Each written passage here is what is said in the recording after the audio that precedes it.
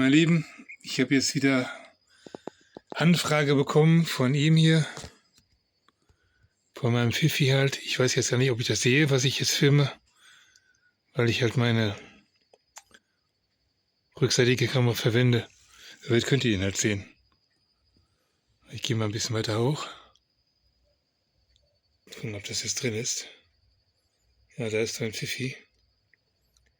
Der will unbedingt in meinem Schoß liegen. Ja. Der hat doch schon mal geschlafen hier. Ne? So auf dem Rücken, beim Arm, den Kopf.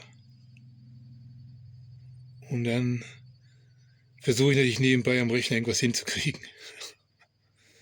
Ja, da ist der Pfiffi da unten. Ja, ich weiß nicht, ob ihr ihn seht. Der Schwanz wird natürlich auch gewedelt, ganz klar. Ist nur unter dem Tisch jetzt. Ja, da ist er, der Kleine.